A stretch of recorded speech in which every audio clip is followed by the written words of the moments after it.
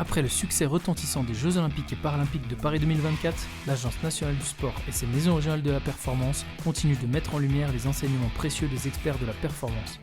Héritage unique de connaissances et expériences de sportifs, experts et entraîneurs, bienvenue dans les podcasts de la performance. Aujourd'hui, on va parler de stratégie de formation et d'entraînement de jeunes sportifs vers le haut niveau avec Adrien Sedeau et Sébastien Rattel. Bonjour et bienvenue dans les podcasts de la performance. Bonjour Stéphane. Bonjour Patrick. Alors aujourd'hui, on s'intéresse à un sujet clé, les jeunes dans le sport de haut niveau. Et pour en parler, nous avons la chance de recevoir Adrien Sedeau et Sébastien Rattel. Bonjour messieurs. Bonjour. Bonjour. Est-ce que rapidement, vous pouvez vous présenter ? Alors Sébastien Rattel, je suis professeur des universités à l'UFR STAPS de Clermont-Ferrand et à l'université Clermont-Auvergne. Adrien Sedeau, je suis chercheur à l'IRMES, l'Institut de recherche biomédicale et d'épidémiologie du sport au sein de l'INSEP, avec comme thématique de recherche l'estimation des hauts potentiels sportifs. On parle souvent de parcours de performance fédérale qui est fait de détection et de sélection. Quel est, vous, votre regard là-dessus au niveau français ? On peut s'améliorer, grandement s'améliorer, notamment en considérant, alors que ce soit la littérature scientifique ou les échanges aussi avec les collègues de terrain, un certain nombre de biais qui sont peu ou prou considérés, ceux de l'âge relatif, de l'âge biologique, de l'âge d'entraînement, comprendre les synergies d'atteinte du haut niveau, que ce soit du niveau global au spécifique, et donc mixer les deux, et aussi avoir une approche beaucoup plus globale, holistique sur le développement du jeune et les facteurs qui vont impacter le fait d'arriver à haut niveau ou à très haut niveau. Alors si on prend un cadre général, c'est quoi pour vous les incontournables quand on va détecter ou sélectionner des jeunes ? Est-ce qu'il y a des incontournables ou pas ? Alors au-delà du plan technique, de la spécificité de la discipline. Je vais rebondir sur ce que disait Adrien. Je pense qu'il faut absolument partir des particularités du jeune lorsqu'il grandit, puisqu'il est amené à subir la croissance et la maturation, et donc il faut absolument éviter maintenant de considérer uniquement l'âge chronologique, et il faut aller au-delà de cet âge-là, puisque comme Adrien le disait, il y a d'autres âges à prendre en compte, tels que l'âge biologique, que on peut estimer à partir de l'âge du pic de croissance rapide du jeune, notamment de sa taille, et puis son âge relatif, s'il est né plutôt en début d'année ou en fin d'année, un an d'écart peut compter énormément sur son développement, à la fois sur un plan cognitif, sur un plan émotionnel, physiologique, anthropométrique, biomécanique, etc. Et donc aujourd'hui, il faut absolument considérer le jeune dans son développement pour que l'on puisse l'entraîner au mieux et planifier, structurer l'entraînement correctement au cours de son développement. Je me mets à la place de nos entraîneurs. Comment on fait concrètement pour... parce que moi, en tant qu'entraîneur, je vais déterminer l'âge classique, on va dire, mais est-ce que vous avez des outils ? Est-ce qu'il y a des choses qui existent par rapport à ça ?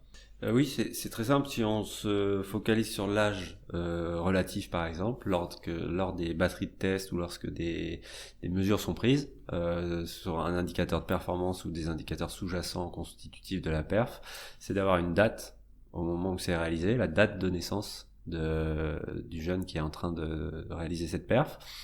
Et en fait, on va regarder par exemple, s'ils ont 10 ans, 10 ans et 1 jour, 2 jours, 3 jours, 4 jours et 5 jours, quelles sont les meilleures perfs ? On va établir une relation, et à partir de cette relation et de cette équation, on va pouvoir recalibrer les performances en fonction de l'âge relatif pour cette catégorie d'âge sur ce paramètre de test physique ou de perf.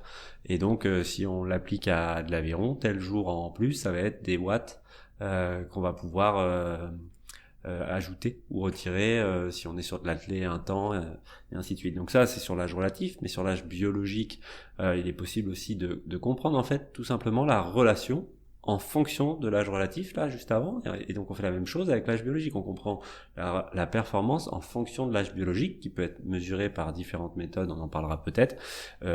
Et donc, on va recalibrer les performances selon que l'individu est prêt dans son pic de vélocité de croissance ou après, ou selon son âge biologique exact.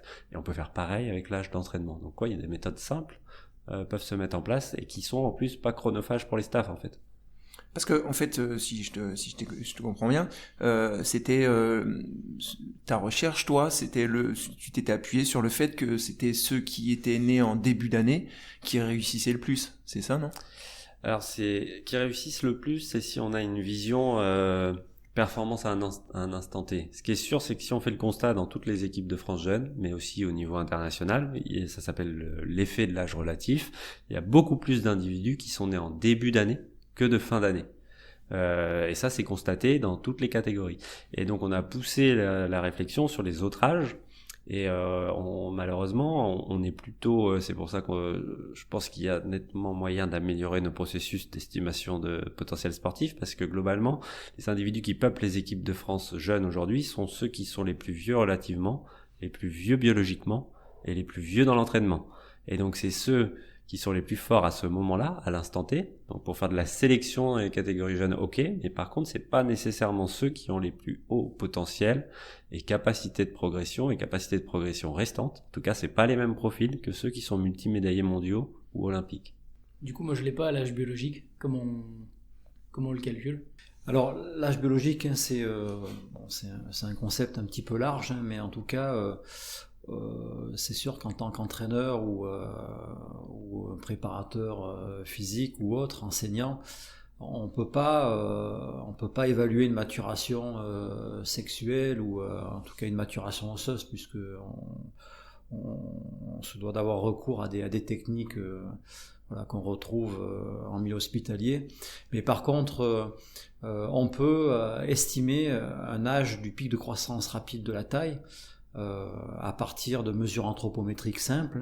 Il suffit tout simplement de faire une mesure de taille debout, de taille assise, de poids, et à partir de ces trois paramètres, on peut, à partir des équations qu'on appelle les équations de Mirwal, c'est les équations les plus connues, mais il y en a bien d'autres qui existent, on peut estimer l'âge du pic de croissance rapide de la taille, c'est ce qu'on appelle le timing, et on peut par rapport à l'âge chronologique de l'enfant, en fait, on peut situer son âge par rapport à son âge du pic de croissance rapide de la taille.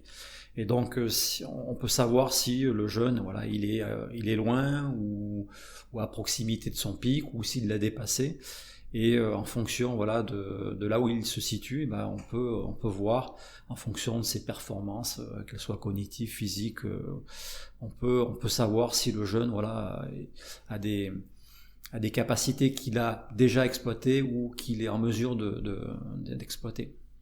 Donc, si je comprends bien, pour deux jeunes de la même année d'âge, par exemple sur un squat jump ou un contre-mouvement de jump, imaginons ils font la même hauteur de saut.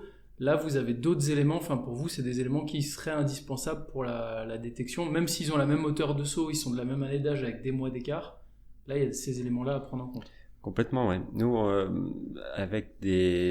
dans des structures professionnelles, dans des académies, donc l'exemple là, c'est sur du football. En fait, il y a un classement qui est réalisé en fonction de tous les batteries de tests physiques, mais même de profilage psycho, ainsi de suite, qui peuvent être faits. Et après, on recalibre les perfs et on fournit un classement recalibré.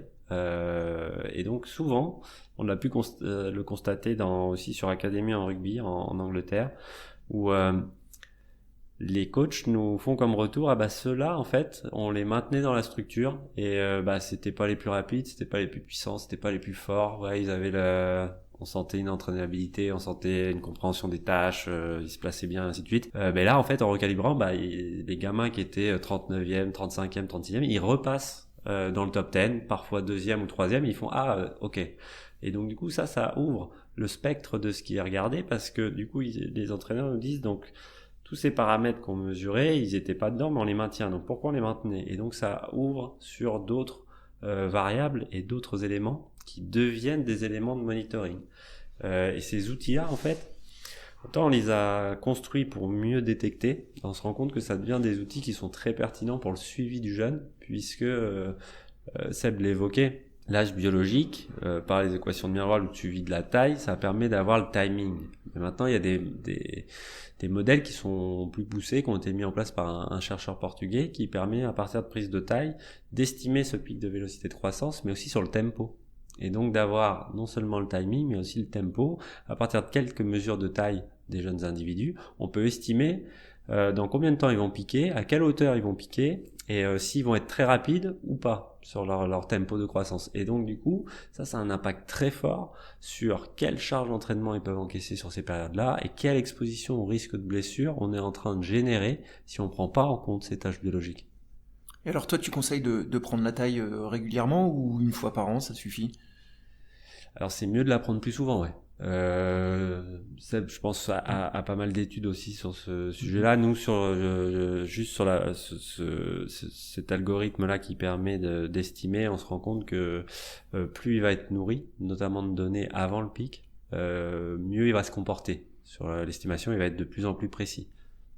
Oui, je suis d'accord. Il faut absolument essayer de prendre des mesures régulièrement, tous les 3 mois si possible.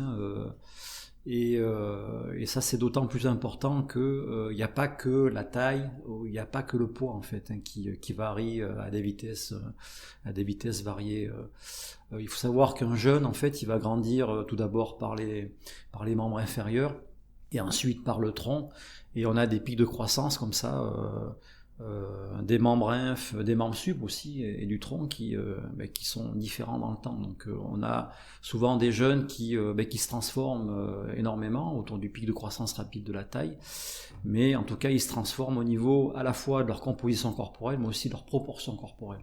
Ce qui fait que si on prend un garçon, il a son pic de taille à 14 ans, mais il va grandir avant 14 ans d'abord par les jambes et ensuite après son pic de taille par le tronc. Donc ça veut dire que ses proportions corporelles vont se modifier, éventuellement aussi sa composition corporelle, et donc il est dans une période où finalement le corps se transforme tellement que il peut perdre ses repères spatio-temporels, perdre en coordination, en motricité, et donc il faut absolument retravailler finalement toutes les habiletés motrices qui ont été travaillées en amont autour de cette période de changement rapide du corps chez le jeune.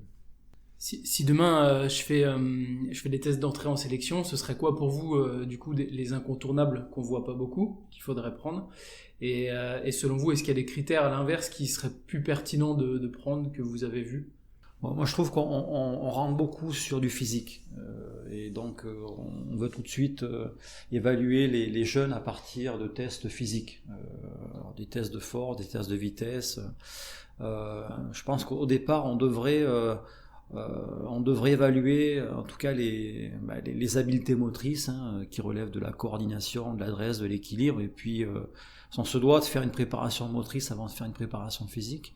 Et puis étant donné que le système nerveux central il mature énormément aussi au cours de ses premières années de vie, jusqu'à 14, 15 voire 20 ans et même un petit peu plus, il faut aussi développer toutes les capacités perceptivo-cognitives, c'est-à-dire l'intelligence de jeu, c'est-à-dire qu'il faut que le jeune aujourd'hui, sur un terrain de foot, de basket, de volley ou autre, il soit capable finalement de capter l'information, de la traiter rapidement, efficacement, et puis de la rendre opérationnelle, parce que ce traitement perceptivo-cognitif il est fondamental dans toute performance de type individuel ou collective. Et donc moi mon mot, en tout cas mon message principal, c'est avant de vouloir rentrer vraiment dans une préparation physique, il faut absolument rentrer dans une préparation motrice et perceptivo-cognitive. C'est la base en tout cas de la formation du jeune à long terme.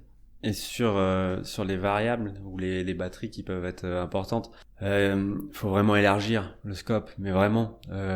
Certes, l'entrée elle est malheureusement trop physique. Il y a maintenant des profilages psychologiques et ainsi de suite, mais les environnements sont essentiels. Donc l'environnement sportif, l'environnement structurel, l'environnement familial. Est-ce que les parents sont sportifs? Et donc par ces questions-là, on va rentrer. Est-ce qu'il le jeune athlète a des frères et des sœurs, quelle est la pratique délibérée qui peut encaisser dans une semaine par exemple? Est-ce qu'il est multi-activité? Est-ce qu'il a plusieurs licences? Parce que ok, vous faites passer des batteries de tests pour la fédération X, mais s'il a une licence dans une autre et ainsi de suite, c'est important de le savoir. Les informations sociologiques, il y a à la fois la partie dans quel milieu l'individu se situe, se retrouve, mais aussi les dispositions sociologiques, c'est-à-dire l'habitus sportif dans ce milieu dans lequel il a baigné, qu'est-ce qui va tirer comme compétences sociologiques qui vont lui être utiles dans la pratique sportive et l'atteinte du très très haut niveau. Donc il faut vraiment élargir ce qui est regardé, mais aussi l'œil du maquignon. Demander au coach de dire c'est des Suisses qui ont fait ça en premier, qui ont évalué des petits joueurs de football à l'entrée en académie, et ils ont demandé au coach d'estimer de 0 à 100 la chance de devenir joueur de foot professionnel. Et à côté des batteries de tests physiques, psychologiques, ainsi de suite, à aucun moment dans cette étude l'œil du maquignon a été battu, et peu importe les modèles qui étaient utilisés sur ces données-là. Par contre, quand les deux étaient croisés, là, le score de précision pour savoir qui allait être professionnel était amélioré. Donc en fait, il faut croiser tout ça. Et peut-être le plus important, une fois qu'on a mis tous ces ingrédients-là, c'est pas de faire des tests, c'est de les réitérer.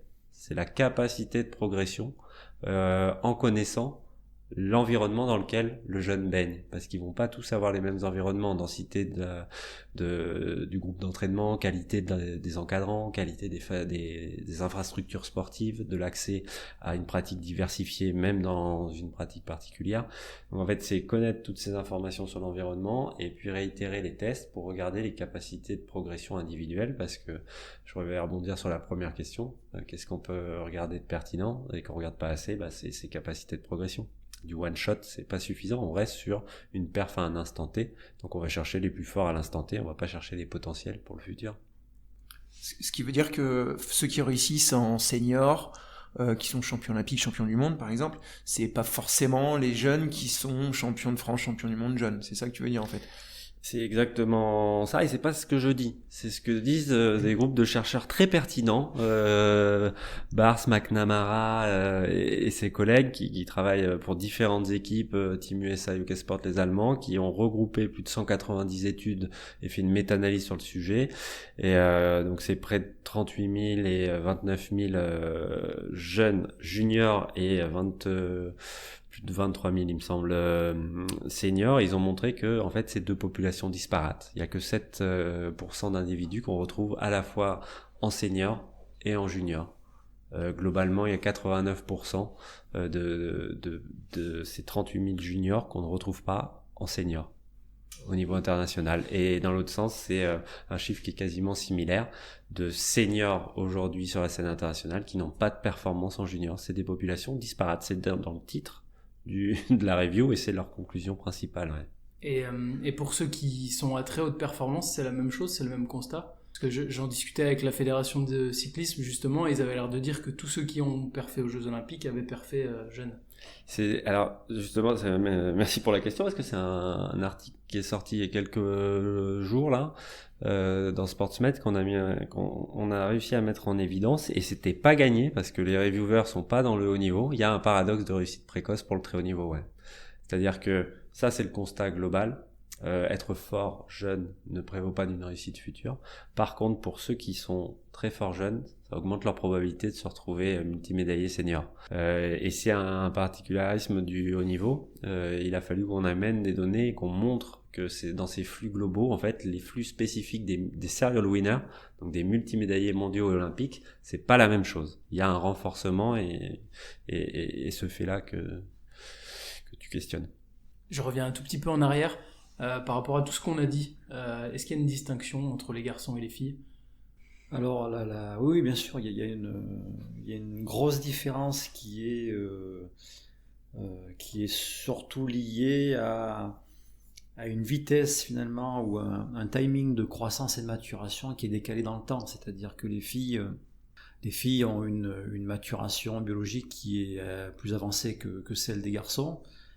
On va dire aux alentours d'une douzaine d'années chez les filles, et puis aux alentours des 14 ans chez les garçons. Donc on a forcément un dimorphisme sexuel de 2 ans entre les filles et les garçons. Et donc, alors ça peut poser problème, puisque la puberté à 12 ans, elle est relativement tôt chez les filles en moyenne, et que les filles, en tout cas, rentrent dans un processus d'entraînement relativement tard quelque part. Donc souvent les filles sont en pleine puberté ou l'ont passé, ce qui fait que en tout cas la gestion du travail, de l'entraînement est peut-être un petit peu retardée chez la fille par rapport au garçon. Donc en fait on n'est plus du tout sur la même échelle de temps. Et ce qui se passe aussi, c'est que voilà, suite à l'impact hormonal et notamment à la production des oestrogènes chez les filles, on a souvent une prise de masse grasse chez la fille au détriment parfois de la masse musculaire. Et donc quand on a, et je reprends ce que je disais tout à l'heure, lorsqu'on a une composition corporelle qui se modifie énormément, ça peut impacter finalement un rapport poids-puissance par exemple au détriment de la fille, puisque la fille peut perdre de la puissance, prendre en poids. Et donc sur les activités de type aérienne, ça a un impact forcément, c'est-à-dire que tout ce qui est épreuve de saut, soit en longueur, soit à la perche, soit en hauteur, etc., ou des activités de type gymnique, forcément cette transformation chez la fille, elle peut être à son désavantage. Alors il y a bien d'autres bien sûr particularités chez la population féminine, mais en tout cas oui, on se doit de considérer ces spécificités féminines de manière à pouvoir mieux les encadrer, à mieux les former. Voilà. En tout cas, peut-être qu'aujourd'hui on s'intéresse pas forcément assez aux jeunes filles, alors que voilà, on a tout intérêt à le faire puisque elles ont leurs propres particularités. Qu'est-ce que tu préconises comme qualité à développer avant le pic de croissance, pendant le pic de croissance et après? Est-ce que tu as des choses à bien cibler?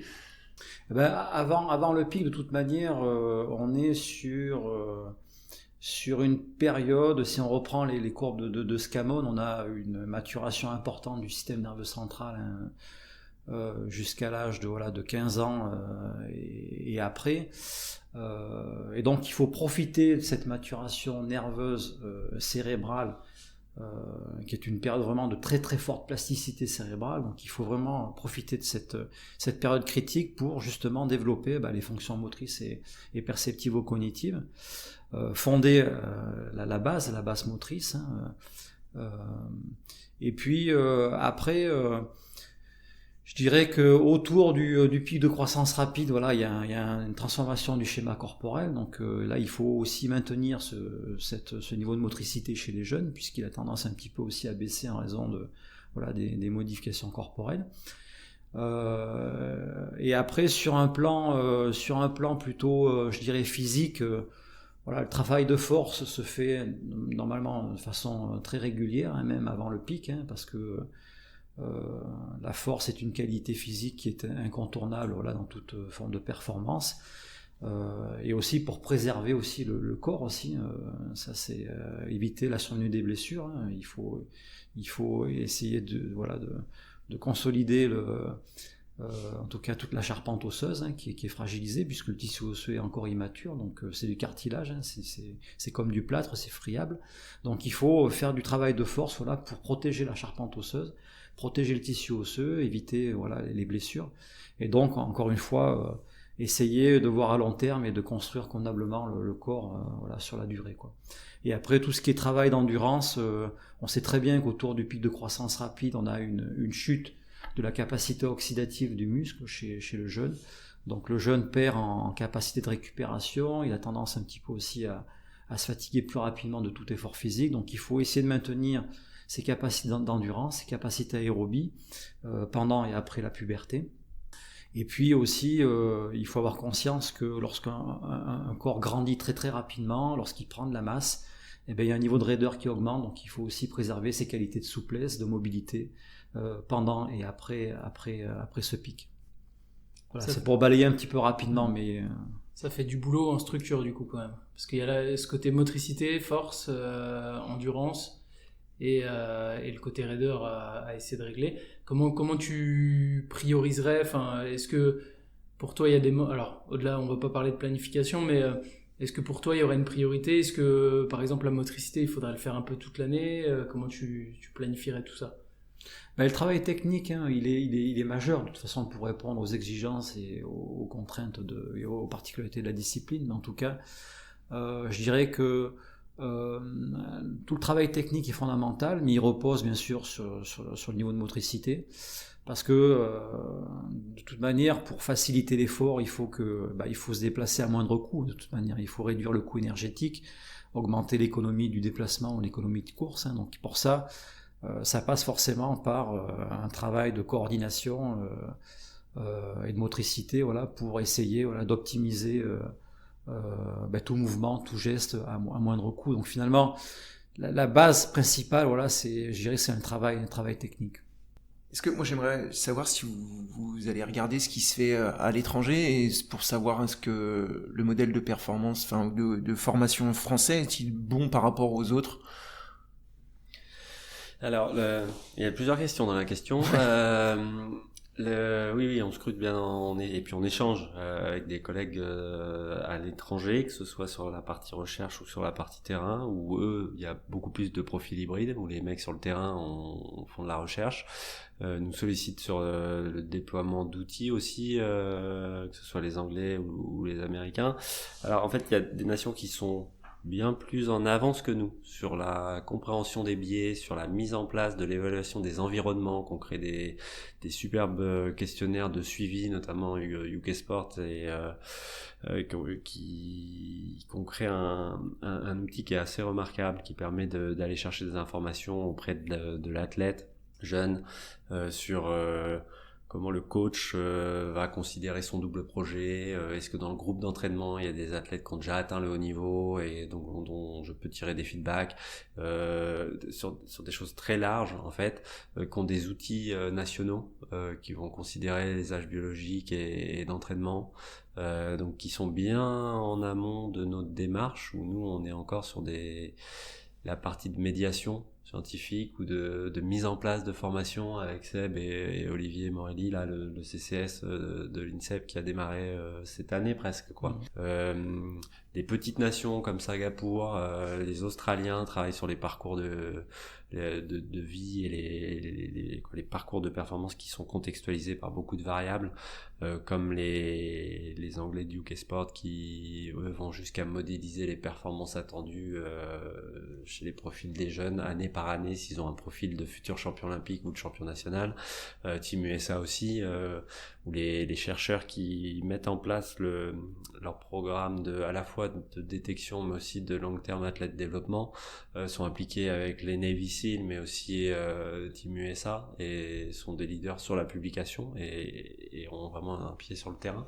Donc oui, on regarde, on n'est pas en avance, mais l'avantage c'est qu'on peut tirer profit soit de vraiment les nations qui sont très fortes, celles qui ont des tout petits viviers, ou alors celles qui ont des gros staffs avec des grosses équipes de recherche qui se sont emparées de ces sujets.